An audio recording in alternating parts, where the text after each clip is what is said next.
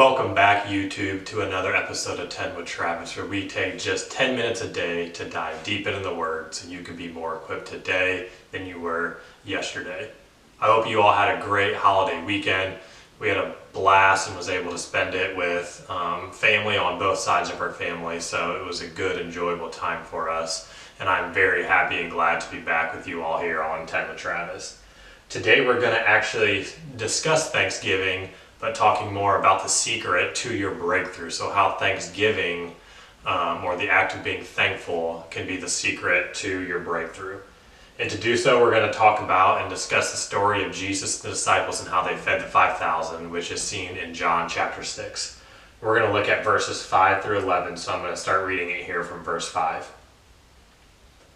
Then Jesus lifted up his eyes, and seeing a great multitude coming toward him, he said to Philip, "Where shall we buy bread, that these may eat?" But this he said to test him, for he himself knew what he would do.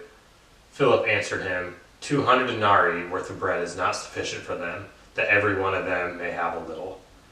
One of the disciples, Andrew, Simon Peter's brother, said to him, "There is a lad here who has 5 barley loaves and 2 small fish, but what are they among so many?" Then Jesus said, "Make the people sit down." Now there was much grass in the place, so the men sat down in number about 5,000. And Jesus took the loaves, and when he had given thanks, he distributed them to the disciples, and the disciples to those sitting down, and likewise of the fish, as much as they wanted. So we're going to break this down verse by verse, talk about Thanksgiving and how it can be a secret to seeing your breakthrough. So in verses 5 through 6, Jesus is asking Philip what may be the answer to this problem. So how will they get food to feed this entire crowd? And I think the actual verbiage he says is, "Where shall we buy bread?"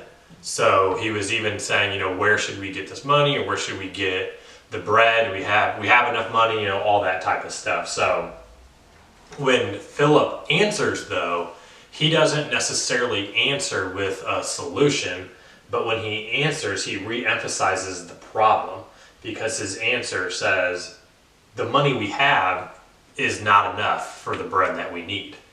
So he's kind of just re-emphasizing the problem. And that is something that we often do a lot of times too. If we have a lack in our life, we kind of remind God of the lack, and that's not what he needs us to do. God knows that we have the lack, so we don't need to reiterate the problem to God, because it doesn't help God. And then for us as well, it doesn't help us to continue to reiterate the problem out loud or to ourselves or to think about it, any of that. So the key is not to look at the problem, but always to look at the source. So now when you go into verses 8 through 9, Andrew butts in and he gives an answer, and it's a pretty good answer, but it's more of an avenue. So Andrew didn't necessarily know that Jesus was going to take those loaves and take those fish and multiply it, and now there's 5,000 people that were able to be fed. But the thing that Andrew at least did is he brought to God, he brought to Jesus what they had. So whatever you have, once you bring that to Jesus, now he has the resources, he has something to work with. So that's what Andrew did. So again, that was kind of a step up. So he actually, identified what was there, and he brought it to Jesus and said, "Hey, here's what we have, but what can we necessarily do with this?" So then in verse 10, this is when Jesus starts, doing Jesus type things. So first he made the people sit down. And when you see sitting down in the Bible, it always refers, or most likely refers, to a state of rest. So he wanted basically all these people that needed something, they needed somebody to provide for them, to just go ahead and sit down and rest. So for us, we rest in the finished work of Jesus. We rest knowing that we are a son or daughter in Christ, and that God will provide. So when you rest, you let someone else take control, and that's exactly what everybody did. They sat down and let Jesus take control, something we also need to do in our own life.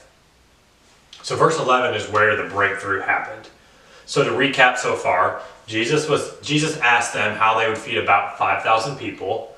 Philip said, well, we kind of need more money because the money we have can only buy bread, so everyone gets just a little bit. And Andrew said, well, we only have 5 loaves and 2 fish, but it's at least something. So here, we have something. So something that I think is interesting about this when I read this story is that Jesus didn't solve the problem with more money.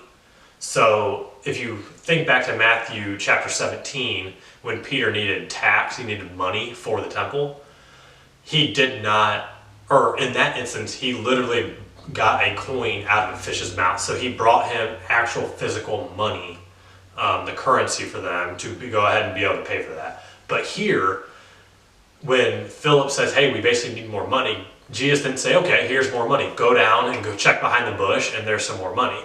But instead, he used the resources they had to multiply and make it more. And I think the application in our life is Jesus and God, they can use exactly what you have and multiply it to make it sufficient in your life. So going on to verse 11 here, it reads, and Jesus took the loaves, and when he had given thanks, he distributed them to the disciples, and the disciples to those sitting down, and likewise of the fish, as much as they wanted. So the whole key here, which we can't miss, is that it says, and when he had given thanks. So Jesus went ahead and gave thanks, and that thanksgiving is what had that was like the conduit, that was the way the miracle happened. Is once he gave thanks, it says he gave thanks, he distributed. So once he gave thanks, he was able to do that. So for us, we need to make sure that when we see lack, we see not enough in our lives, we have to give thanks for exactly what we have. And when we see that in here, he was able to multiply that and not only just meet their needs, but verse 11 says they had as much as they wanted. So when you give thanks, it doesn't just meet your need, it gives you your need and everything that you could want after that. So a couple other instances in the Bible where this happens, and again, you want to always want to interpret Bible with Bible, is later in this chapter, verse 23, it says, near the place where they ate after the Lord had given thanks. So again, it re-emphasized later in the chapter when it was talking about something else, the emphasis on giving thanks.